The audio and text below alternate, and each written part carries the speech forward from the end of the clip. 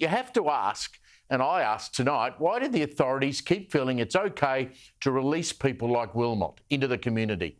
The legal fraternity point to the difficulty of locking up serious offenders for actual life and not for just 20 or 25 years. But the public would argue some offenders should stay in jail for life, forever. Think about the late Ivan Milat, for example, who murdered 7 young people, disposing of their bodies in the Belanglo State Forest. Or in Melbourne, Peter Dupas, a rapist and killer of at least 3 women, probably many more. Most of us ask, why do people like that even get considered for release? But back to Wayne Wilmot.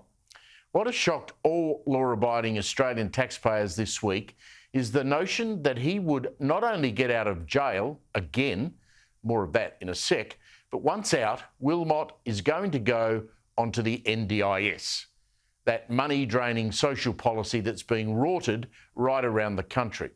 Now, it's reported Wilmot will be out within weeks. It's going to be a secret release. We won't know where he's living, which is another issue.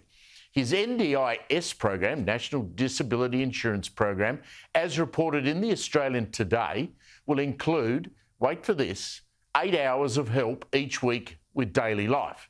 Whatever that means. I can only presume daily life means that he'll have someone an hour a day who goes in and cooks for him or cleans his accommodation, drives him around Sydney perhaps, who knows. Now, plus on top of that, he'll get 16 hours paid for by you and me, of weekly assistance with economic and community participation.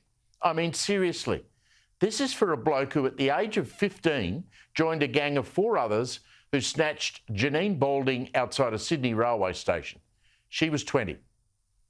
These creeps, these animals, they raped and murdered her.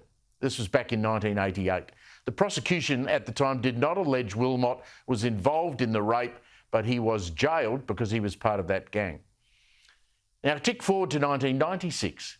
Wilmot was released again after serving that sentence, and he was out on parole. What did he do? This latest NDIS customer, what did Wilmot do? Well, he attacked another 4 women and he was sent back to jail in 1998. Now, a judge in that case said Wilmot, quote, doesn't seem to care about being caught, which makes him very dangerous. The attacks were described as being distressing, degrading, causing long-term harm to his female victims.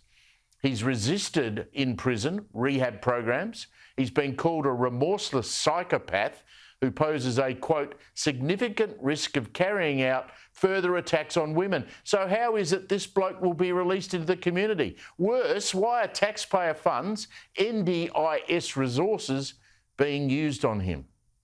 Now, the do-gooder brigade will talk about turning evil people around, giving them a second chance. It's madness. If we really need to spend taxpayers' money on people like Wilmot, I'd be happy if it was spent locking him away in jail forever.